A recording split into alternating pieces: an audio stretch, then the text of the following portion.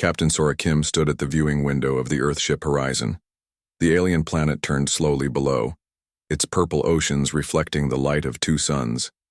Beautiful, but something felt wrong. "Captain, we will land in 20 minutes, said Tay, the pilot. His hands moved quickly over the controls. Sora nodded. As the ship's best language expert, she had one job: talk to the Voxari and make friends. Earth needed allies, and the Voxari had amazing sound technology that could help humans travel faster than light. "Remember," she told her team of 5, "the Voxari speak through sounds. They care about how words feel, not just what they mean." Jin, the team doctor, looked worried. "I heard they can control minds with sound." "Old stories," Sora said with a smile. They promised peace talks. The horizon landed with a soft bump on a large platform. Outside, tall purple buildings reached into the sky. Everything on this world seemed built to catch and move sound.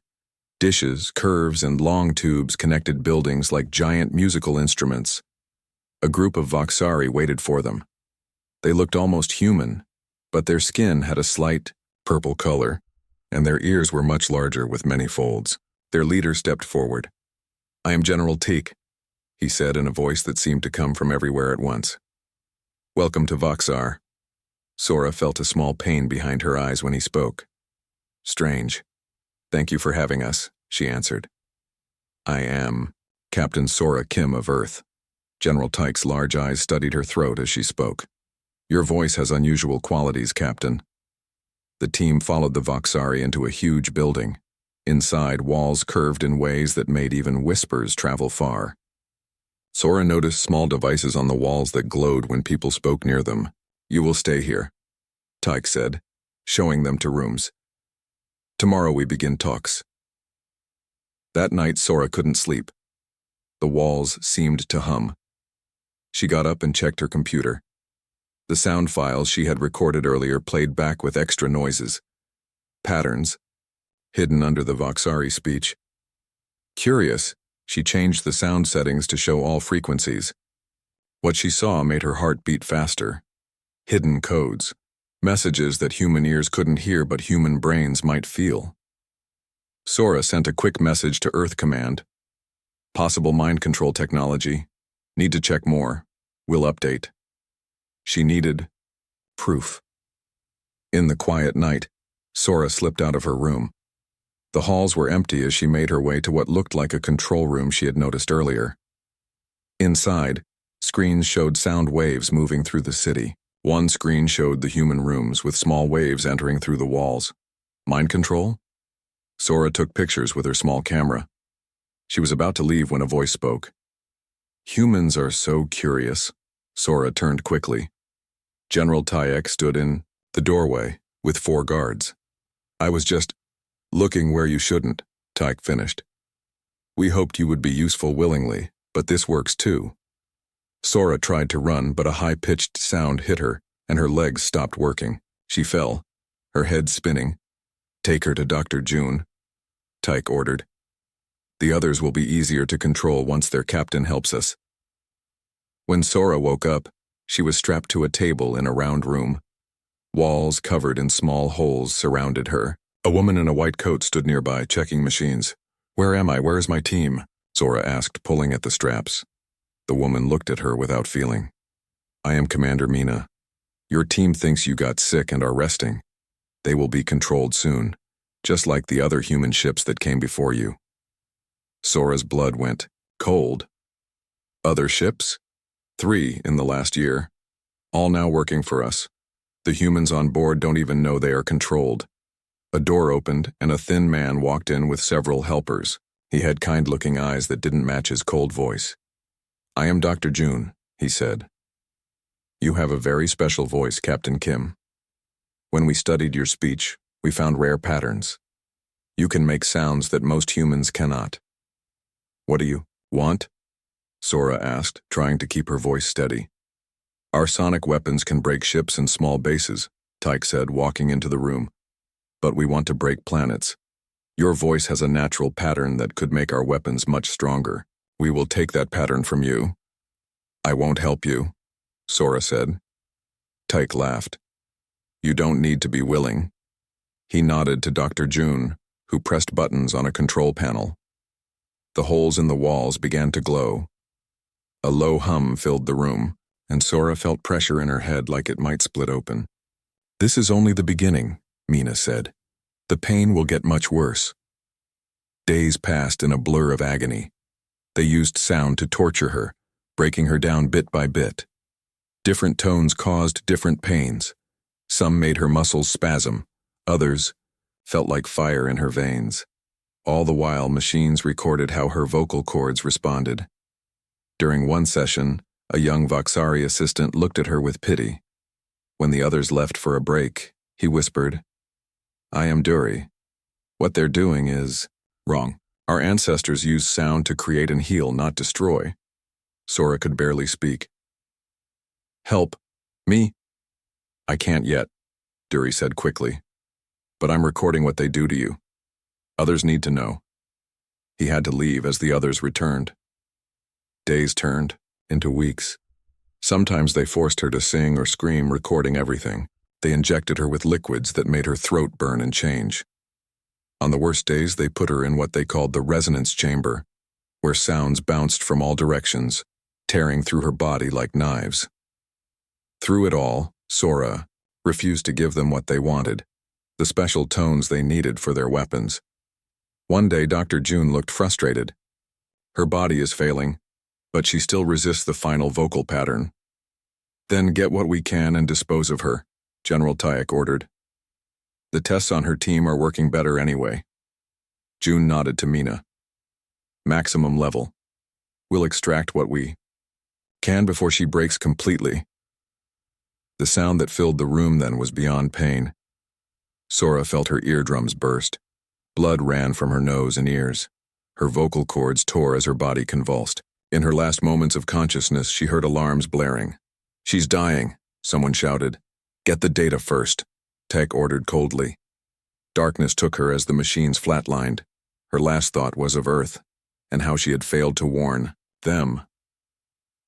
Later, 2 workers carried her lifeless body deep under the city, to vast caves where the Voxari dumped their failed experiments. They threw her onto a pile of bones and left. In the darkness of the caves, no one noticed the walls beginning to glow where Sora's blood touched them.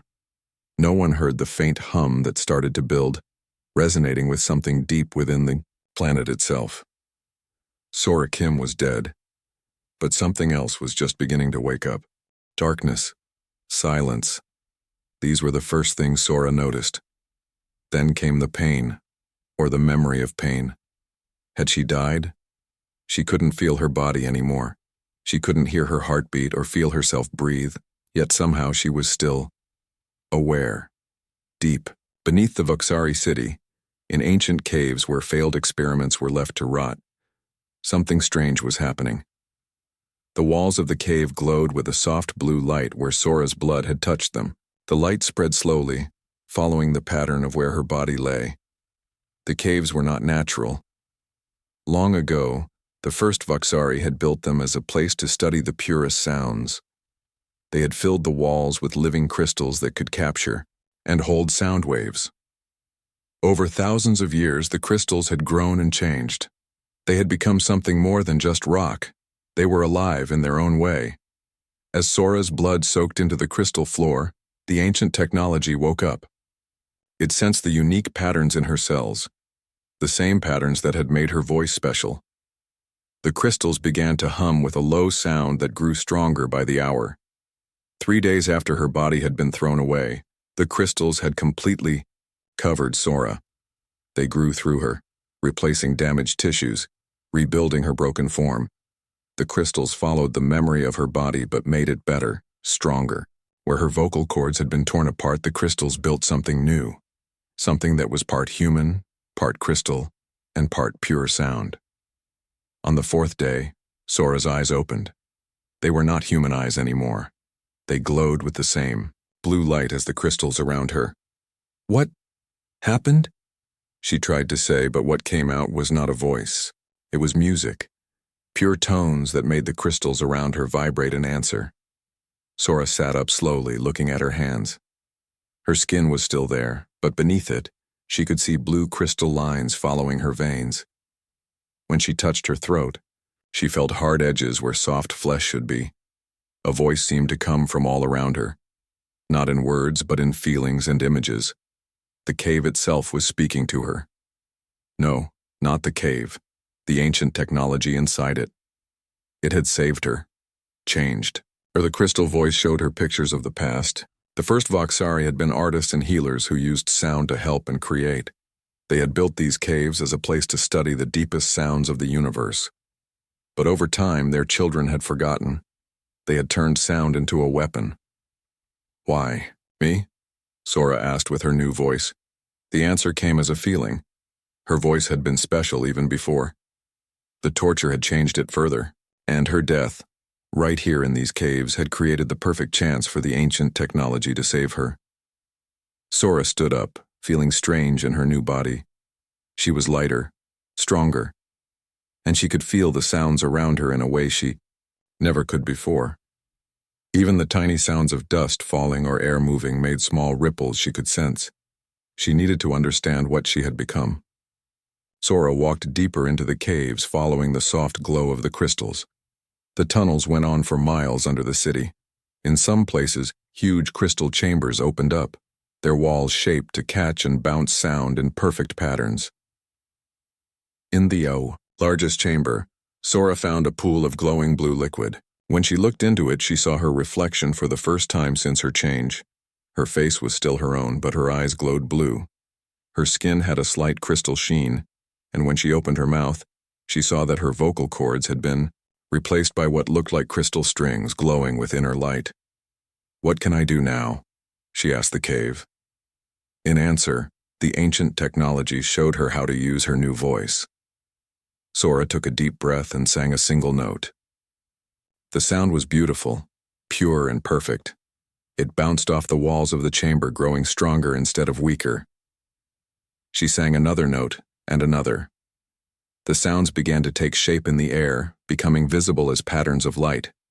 She sang higher, and a nearby rock lifted off the ground, floating in the air. She sang lower, and the rock broke apart into a perfect sphere.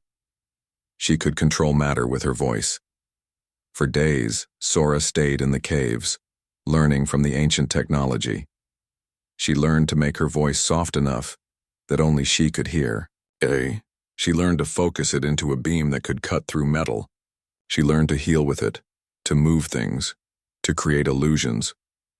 Most importantly, she learned to connect with the vast network of crystal caves that ran beneath the entire Voxari world.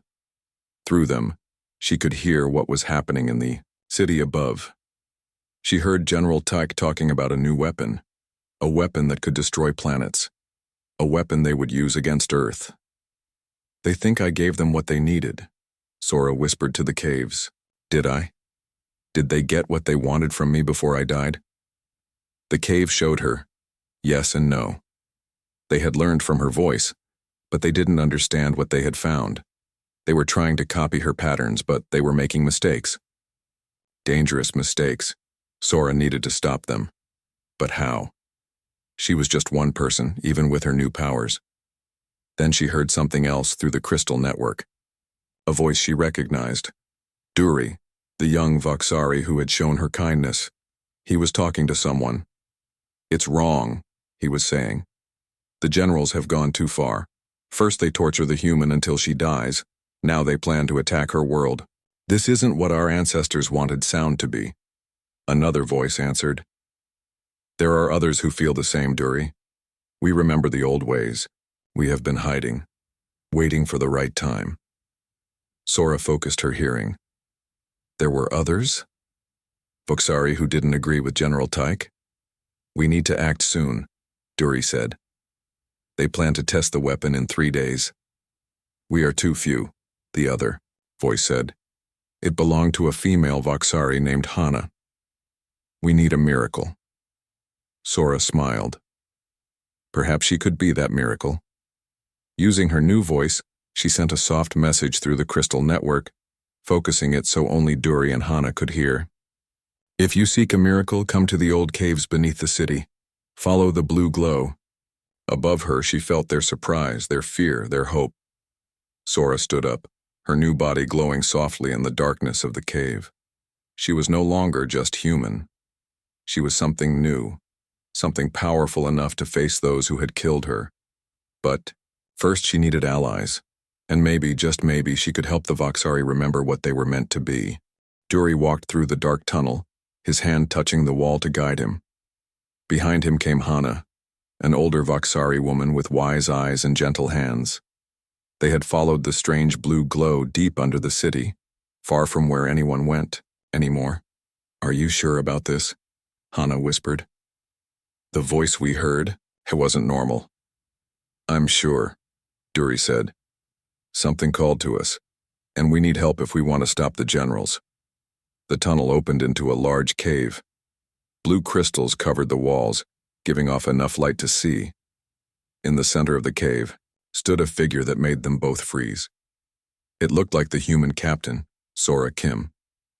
But she was different now. Her skin had a blue glow under it. Her eyes shined like stars. When she moved, light rippled through her body in waves. "You came," she said.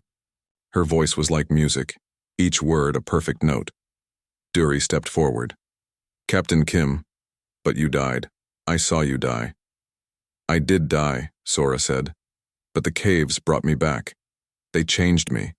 She told them her story, how the ancient crystal technology had saved her and given her a new body and new powers. "The first Voxari built these caves," Hana said in wonder. "My grandmother told me stories about them, but I thought they were just tales. She said our people were once healers who used sound to create beauty." "The caves showed me the same," Sora said. "Your ancestors weren't warriors, they were artists." Duri looked troubled. "General Tyke and the others have forgotten the old ways. They only want power now. And they plan to use that power against Earth," Sora added. "We need to stop them." "We have friends," Hana said. "Not many, but some who remember the old ways. We call ourselves the True Voice." Sora nodded. "Bring them here. We don't have much time." Over the next day, small groups of Voxari came to the cave. Some were young like Duri, curious about the old ways. Others were older like Hana, who still remembered the stories. By nightfall, 30 Voxari had joined them in the crystal cave. Sora stood before them. "Your leaders are building a weapon that can destroy planets. They tortured me to make it work, but they don't fully understand what they found. Their weapon is flawed. It could backfire and destroy this world too." Murmurs ran through the group. One Voxari stepped forward. "I work in the weapons lab. They call it the Planet Breaker. It uses sound waves to shake a planet's core until it cracks. They plan to test it on a small moon tomorrow. And if it works, they'll use it on Earth next," Duri added. "How can we stop them?" someone asked. "The military guards the weapon. There are hundreds of soldiers." Sora smiled. "We don't need to fight them all, we just need to reach the main control room and stop the test." She outlined her plan. The resistance would split into 3 groups. One would cause a distraction in the city. Another would cut power to the military base. The third, led by Sora, Duri, and Hana, would enter the base and reach the control room. "But what then?" Hana asked. "Even if we stop the test, Tyke will just try again." "Leave that to me," Sora said. Her eyes glowed brighter as she spoke. The next day, as the twin suns rose over the Voxari world, the plan began. In the city, members of the True Voice set off sound bombs, devices that made horrible screeching noises but hurt no one. Security forces rushed to find the source. At the same time, the second group cut power lines to the military base. Emergency lights came on, but systems were down across the facility. Sora, Duri, and Hana, along with 5 others, slipped into the base through a service tunnel. Sora used her voice to create an illusion around them. To anyone looking, they appeared to be empty space. "The control room is on the top floor," Duri whispered. They moved quickly through the dark halls. Twice they had to hide as guards ran past. Once, Sora had to use her voice to put 2 guards to sleep when they got too close. Finally, they reached the control room door. It was locked. a heavy metal door with no handle. Now what? One of the resistance fighters asked. Sora stepped forward. She put her hand on the door and sang a single high note. The metal began to glow where she touched it. Then it melted away, leaving a hole big enough to walk through. Inside the control room, technicians turned in surprise. Before they could react, Sora sang again.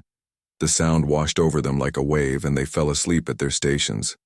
Quickly, Sora said. Find the main controls for the planet breaker. Duri ran to a large console. Here, but I can't stop. The test sequence has already started. The weapon is charging. Sora looked at the screens. Numbers counted down. 5 minutes until the weapon fired at the small moon. We're too late, Hana said. The door at the back of the room opened. General Aoi. Tyke walked in, followed by Commander Mina and Dr. June.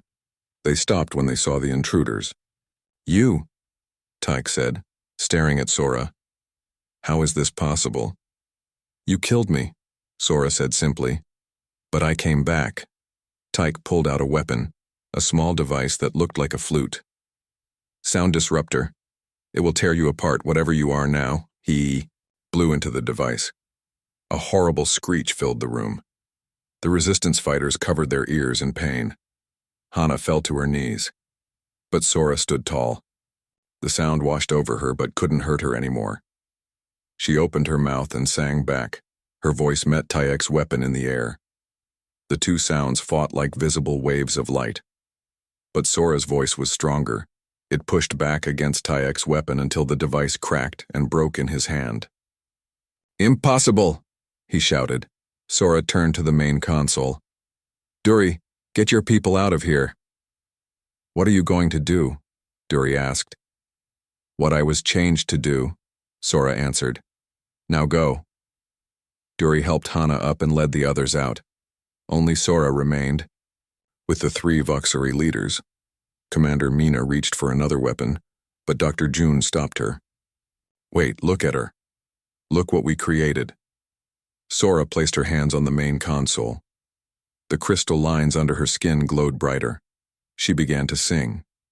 Not a song with words, but pure tones that resonated with the machines around her. The countdown continued. 1 minute left. You can't stop it, Tyke said with a cruel smile. Soon the moon will break and then Earth will follow.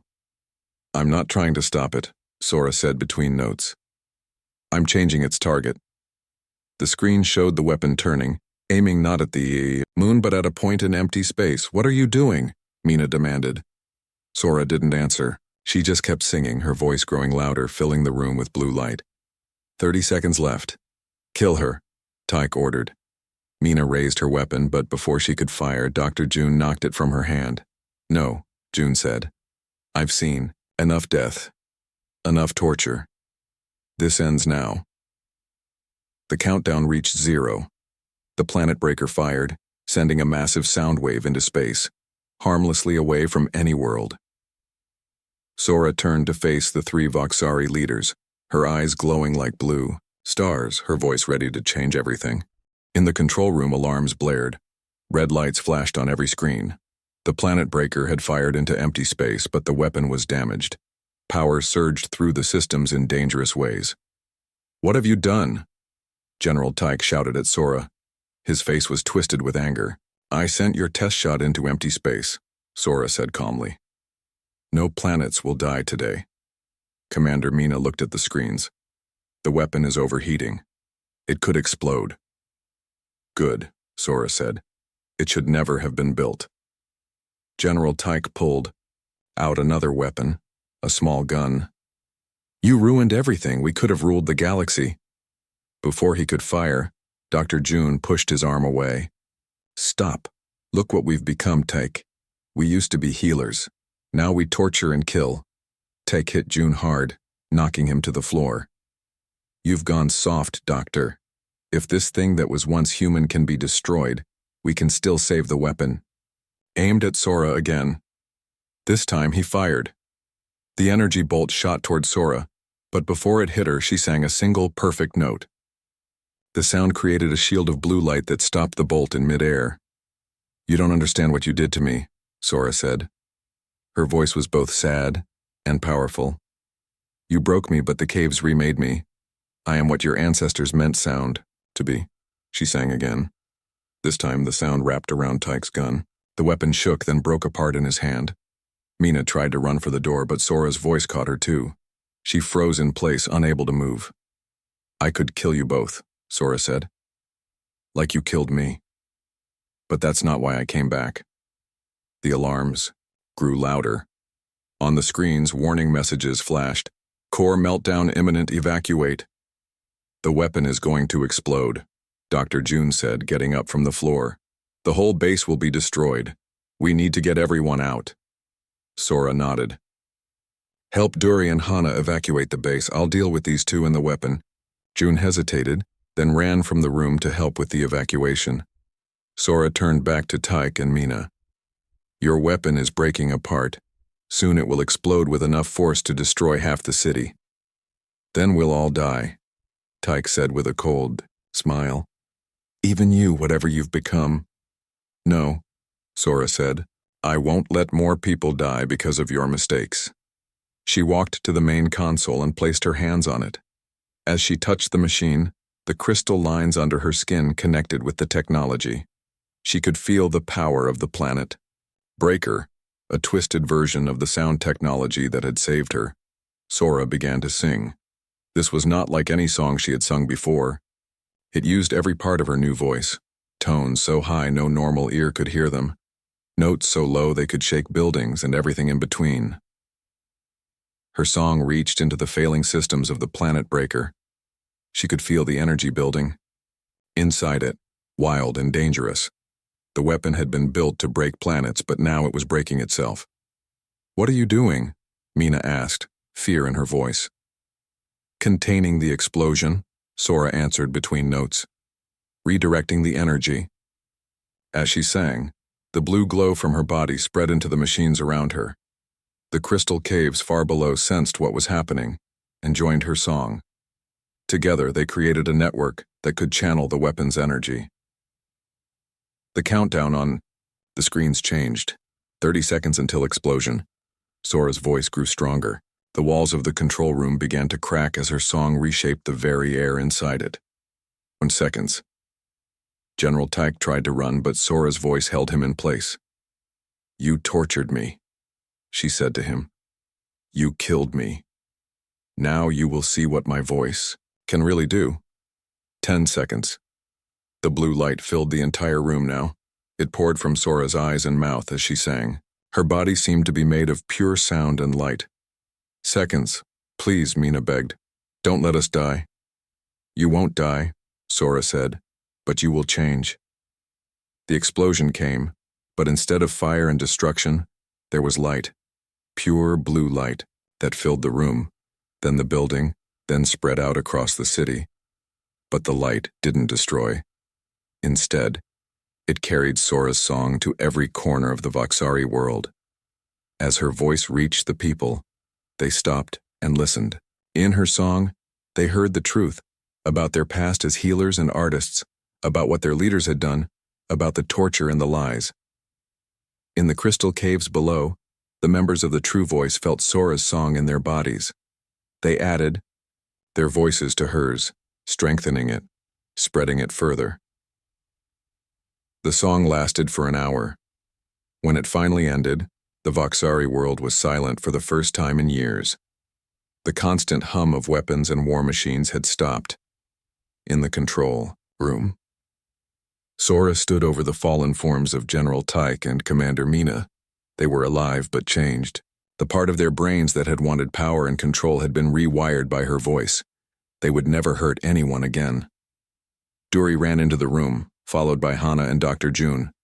Sora, you're alive! We thought the explosion would kill you. There was no explosion, Sora said with a smile. Just a transformation. Your song, Hana said in wonder. Everyone heard it. The whole planet is talking about it. The military has stopped fighting. People are remembering the old ways. Dr. June looked at the destroyed weapon controls. The planet Breaker is gone. All the weapon plants too. It's like they were never there. They weren't destroyed, Sora said. They were changed, just like I was changed. The energy is still there, but now it will heal instead of harm. Outside, they could see the city changing.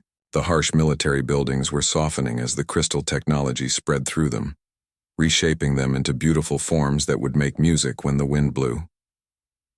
"What about Earth?" Dury asked. "Your people must be worried about you." Sora nodded. "I need to go home, to tell them what happened here and to make sure no one tries to build weapons like this again." "Will you come back?" Hana asked. "I will," Sora promised. "There is still so much I need to learn about what I've become, and so much your people need to remember about what they once were." 3 days later, a ship left the Voxari world, heading for Earth. Inside was Sora Kim, not the same person who had arrived weeks earlier, but something more. A bridge between worlds, a voice that could break planets, or save them. Behind her, the Voxari world was changing. Under Dury and Hana's leadership, with help from Dr. June, the people were rediscovering their heritage as sound healers.